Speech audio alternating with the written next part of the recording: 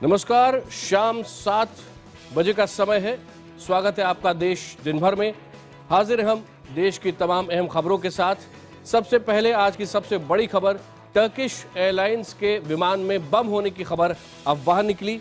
विमान की दिल्ली एयरपोर्ट पर इमरजेंसी लैंडिंग कराई गई थी। इस मामले के अंदर यात्रियों से पूछताछ अभी जारी है।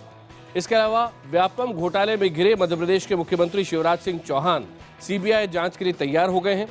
इसके लिए उन्होंने जबलपुर हाईकोर्ट से इजाजत भी मांगी है। कल तक सीबीआई जांच की मांग करने वाली कांग्रेस अब शिवराज सिंह चौहान का इस्तीफा चाहती है। इसके अलावा बात होगी दिल्ली के बेदर्द अस्पतालों की, जहां एक दिन के बच्चे को 3 अस्पतालों ने लगातार उसका इलाज करने से इनकार कर दिया। इनमें 2 केंद्र सरकार के अस्पताल थे और 1 दिल्ली सरकार का अस्पताल था।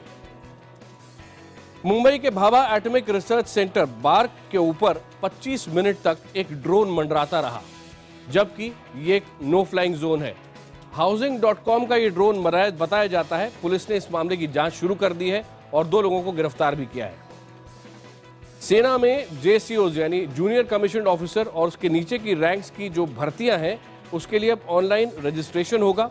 IBN 7 पर आपको याद होगा हमने फर्जी तरीके से कैसे सेना में भर्तियां कराई जा रही हैं ये खबर दिखाई थी और उसी का ये असर है।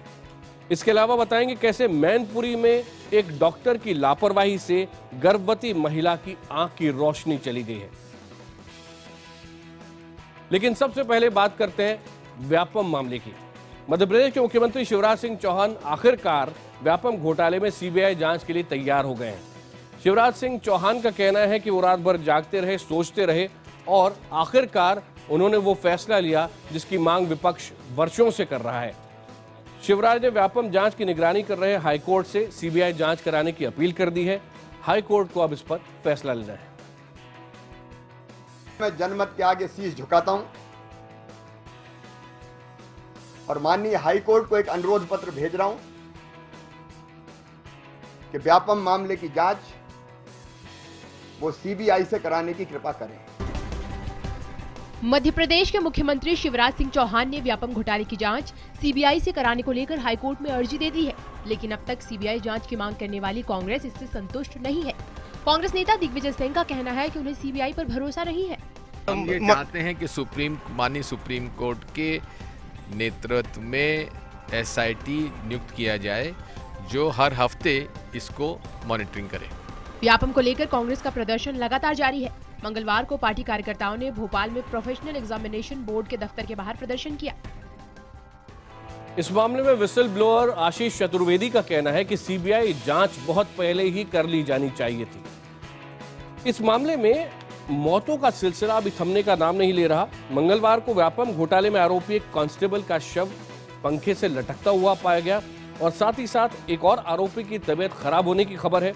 व्यापम घोटाले के आरोपी लक्ष्मीकांत शर्मा के पूर्व OSD OP शुक्ला की तबीयत खराब होने के बाद उन्हें भोपाल के हमीदिया अस्पताल में भर्ती कराया गया है।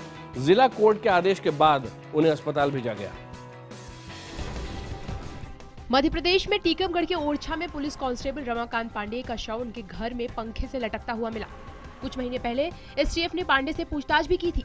सिपाही ने बताया था कि वो उम्मीदवारों से बात पक्की होने के बाद उनसे पैसे लेकर ऊपर भेज देता था। हालांकि पुलिस अधिकारियों का कहना है कि इस मामले का व्यापम घोटाले से कुछ लेना देना नहीं है। रमाकांत पांडे की मौत व्यापम की 47वीं मौत हो सकती है। इधर व्यापम घोटाले में STF की मदद करने वाले जबलपुर मेडिकल कॉलेज के डीन डॉक्टर अरुण शर्मा का मंगलवार को अंतिम संस्कार किया गया। व्यापम घोटाले में जुड़ी रिपोर्टिंग करने मध्य प्रदेश से झाबुआ गए पत्रकार अक्षय सिंह का विसरा सैंपल मंगलवार को दिल्ली के एम्स लाया गया। Madhya Pradesh police viscera sample को लेकर दिल्ली पहुंची। उत्तर प्रदेश के बाराबंकी में जिस महिला को जिंदा जला दिया गया था, उनकी मौत हो गई है। आरोप यह है कि पुलिस वालों ने थाने के अंदर ही इस महिला को जिंदा जला दिया। अपनी आखिरी सांसें गिन रही एक महिला का बयान उन पुलिस वालों को सलाखों के पीछे पहुंचाने के लिए काफी है जिन्होंने इसकी ये हालत की है। आरोप है कि बाराबंकी के कोठी केसरगंज थाने की पुलिस महिला के पति को उठा लाई और जब महिला अपने पति से मिलने थाने पहुंची तो थानेदार राय साहब और अखिलेश राय ने महिला के साथ बदसलूकी की। आरोप है कि विरोध करने पर महिला को तेल छिड़ककर आग लगा दी। बहरहाल IBN 7 पर खबर दिखाए जाने के बाद अखिलेश सरकार ने न्यायिक जांच के आदेश दिए और रटा रटाया बयान दिया कि दोषियों को बख्शा नहीं जाएगा। और जो बाराबंकी का है मामला, उसमें मजिस्ट्रियल जांच ऑर्डर कर दी सरकार ने, और जांच के बाद जो भी उसमें निकल करके आएगा, जो भी दोषी होंगे उनके खिलाफ कड़ी से कड़ी कार्रवाई होगी। दोनों आरोपी पुलिस वालों को फिलहाल निलंबित कर उनके खिलाफ आत्महत्या के लिए उकसाने और धमकाने का मामला दर्ज किया गया है। इससे पहले यूपी के ही शाहजहांपुर में पुलिस वालों पर जगेंद्र नाम के एक पत्रकार को जिंदा जलाने का आरोप लगा था। दिल्ली में 4 अस्पतालों की वजह से एक बच्चे की मौत हो गई। ये बच्चा सिर्फ 1 दिन का था।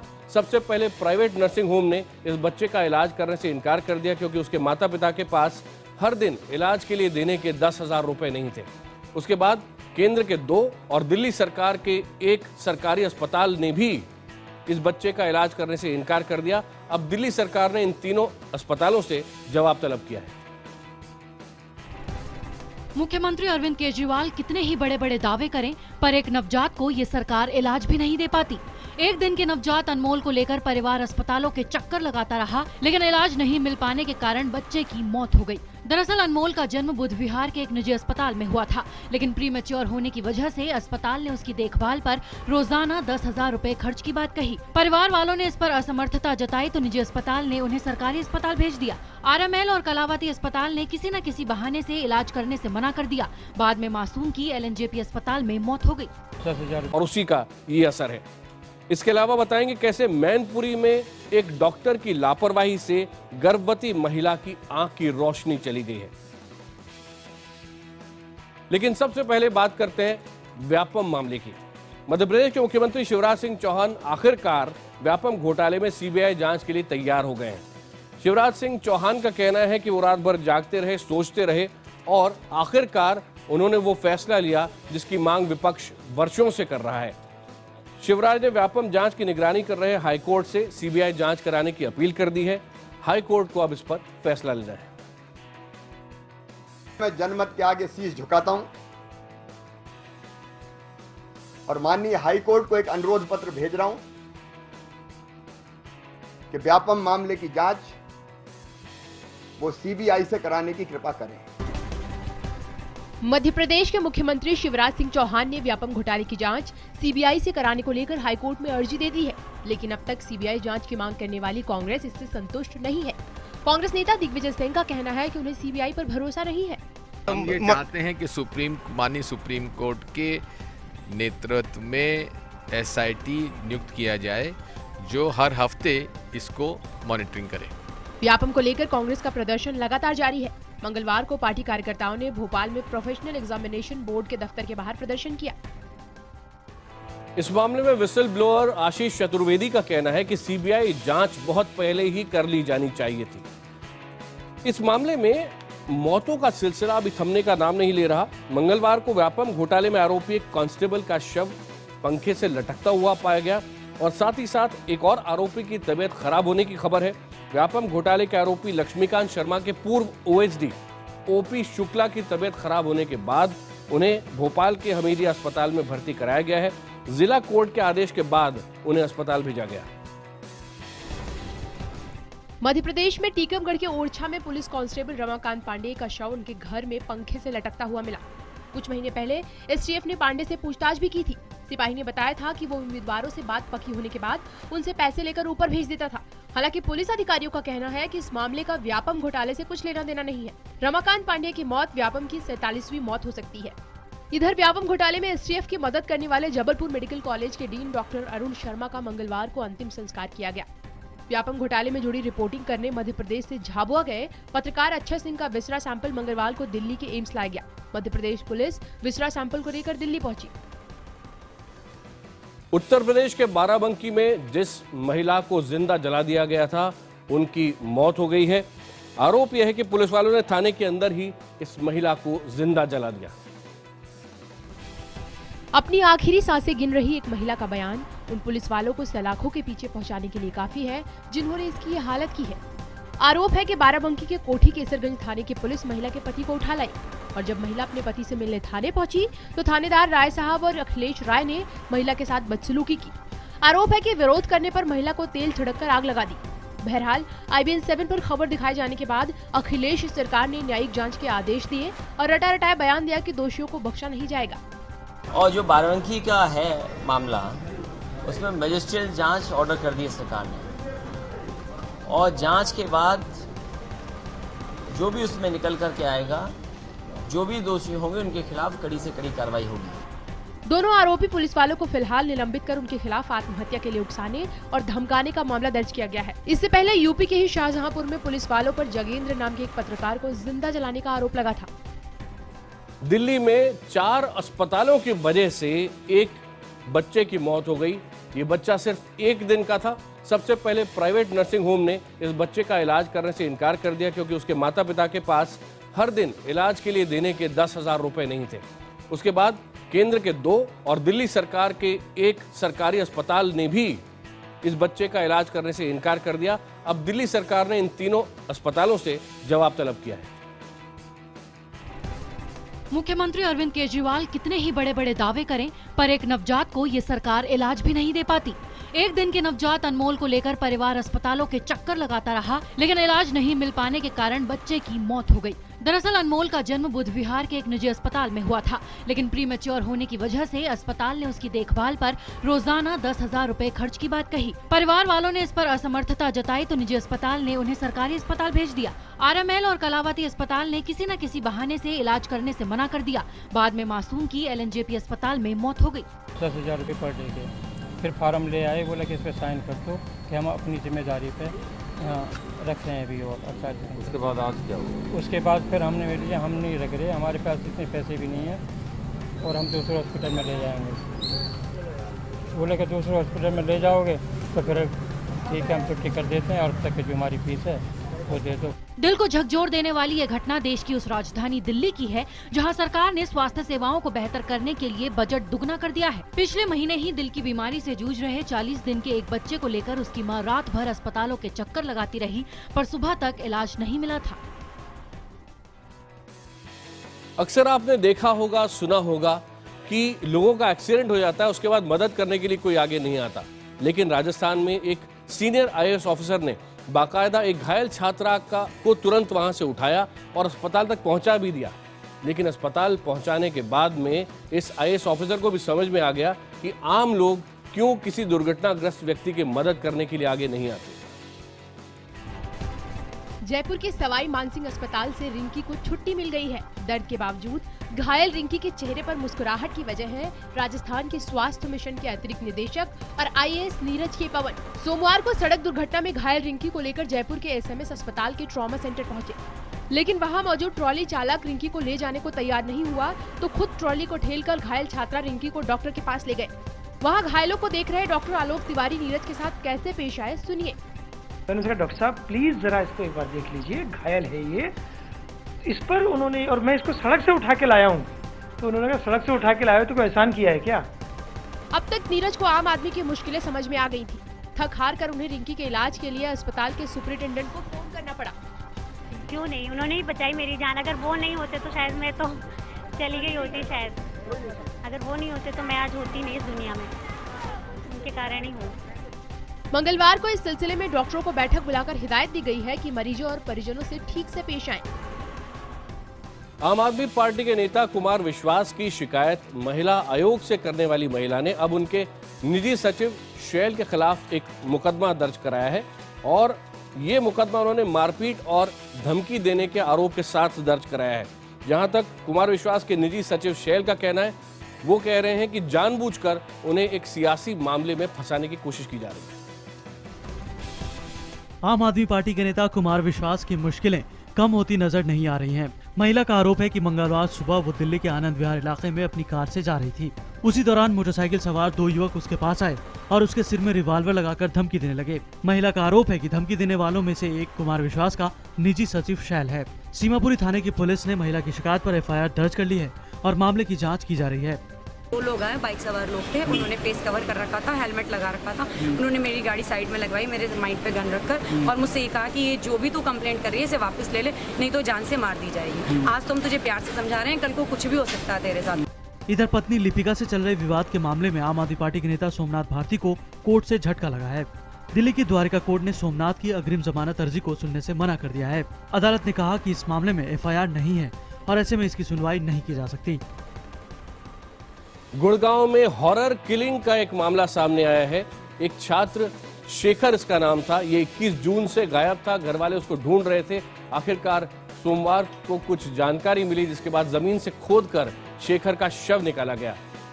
शेखर के परिवार वालों का आरोप यह है कि वो एक लड़की से प्यार करता था। शेखर 11वीं का छात्र था और उसी लड़की के परिवार वालों ने शेखर की हत्या करवाई है। कहने को साइबर सिटी, लेकिन हकीकत शर्मसार कर देने वाली। गुड़गांव के उल्लाहवास गांव के 17 साल के नाबालिग छात्र को ढूंढते ढूंढते जो हकीकत सामने आई, उसका किसी को अंदाजा नहीं था। शेखर का शव गांव से 500 मीटर दूर खाली इलाके में 10 फीट नीचे गाड़ दिया गया था। शेखर के साथ ही पढ़ने वाली छात्रा के पिता और चाचा की जानकारी पर शव बरामद किया जा सका। दरअसल छात्रा के परिवार से जब पुलिस ने सख्ती से पूछताछ की तो उन्होंने बताया कि शेखर की हत्या कर उसके शव को गाँव के बाहर दबा दिया गया है। दूसरे दिन पता लगा है मेरे को, शाम के टाइम मैं तो अपना देखते रहा मैं आ जाएगा या नहीं आएगा। तो शाम के 5:30 बजे मेरे दौर किसी आदमी का फोन आया। उन्होंने कहा यार ऐसे तो सुन रहे हैं हम गांव में लड़की भी गायब। अभी हमने 2 लोगों को रखा। सर क्या कारण उन्होंने बताया है कि किस वजह से उन्होंने हत्याकांड को? पूरी पूछताछ बाकी है ना, पूछताछ नहीं हो पाई। छात्र के परिजनों का आरोप है कि अगर पुलिस ने समय से कार्यवाही की होती तो शायद शेखर को बचाया जा सकता था। पुलिस ने लड़की के पिता और चाचा को गिरफ्तार कर उनके खिलाफ हत्या का मामला दर्ज कर लिया है।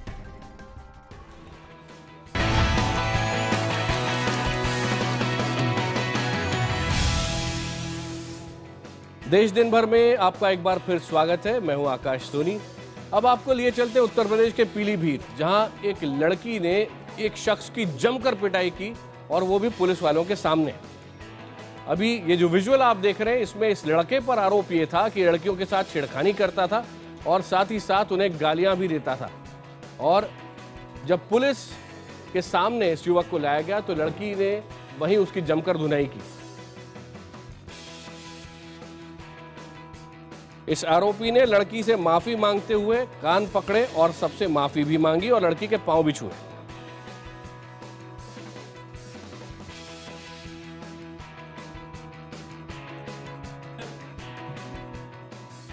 बिहार के दानापुर से खबर यह आ रही है कि हॉस्टल के छात्रों ने स्कूल के अंदर जमकर तोड़फोड़ की। पुलिस वहां पर पहुंची और उस पुलिस ने छात्रों को शांत कराया। नए प्रिंसिपल के आने के बाद छात्रों पर दबिश बढ़ा दी गई थी और छात्रों का आरोप यह है कि उनके साथ कैदियों जैसा बर्ताव किया जाता था, इसीलिए उनमें बहुत ज्यादा गुस्सा था।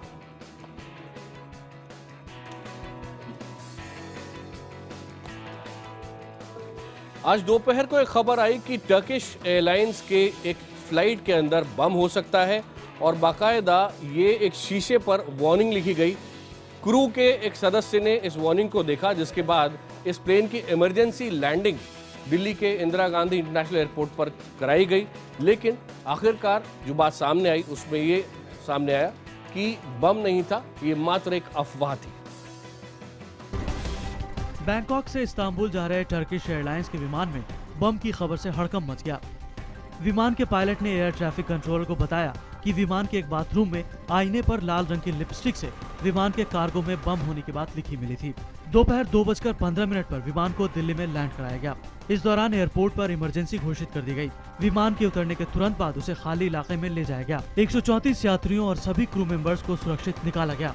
विमान के चप्पे चप्पे की जांच की गई, लेकिन कोई भी संदिग्ध वस्तु नहीं मिली। The cabin crew noted that on the mirror something is written like that there is a bomb in the cargo. Then they informed the pilot and pilot took a decision. They informed the first our Nagpur ATC and they said that they will like to land at Delhi, looking into the security part. भले ही विमान में बम न मिला, लेकिन अब एजेंसियां bathroom में लिखे संदेश की जांच कर रही है। सूत्रों के मुताबिक अब आईबी और रॉ विमान में सवार पैसेंजरों की जांच करेंगी। मुंबई के भाभा एटॉमिक रिसर्च सेंटर के बारे में यह खबर आ रही है कि उसके ऊपर एक ड्रोन उड़ता हुआ दिखा और बाकायदा 25 मिनट तक ये ड्रोन इस सेंटर के ऊपर उड़ता रहा, जबकि वो एक नो फ्लाई जोन है। बाद में ये मालूम पड़ा कि 3 लोग रिमोट कंट्रोल के जरिए housing.com का ये ड्रोन चला रहे थे। पुलिस ने इस मामले में तफ्तीश शुरू कर दी है और 2 लोगों को गिरफ्तार भी कर लिया है।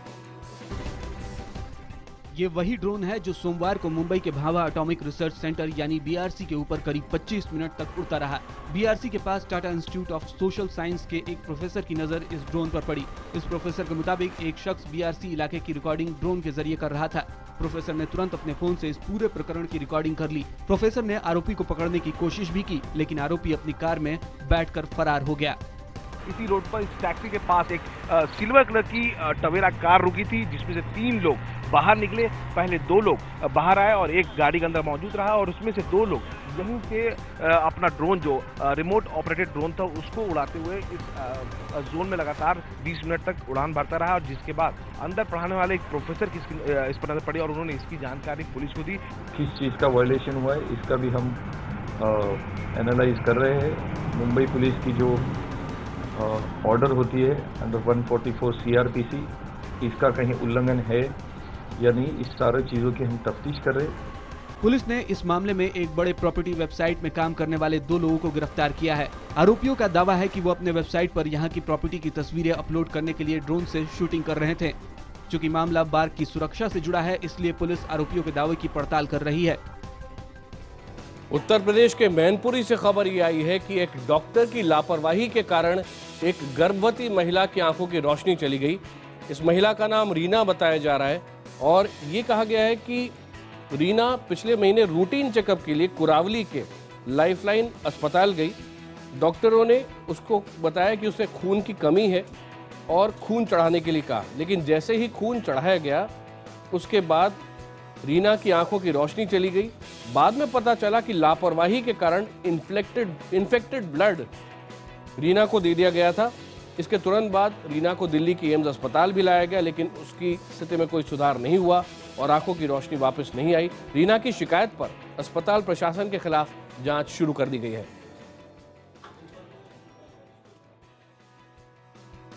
देश दिन भर में आज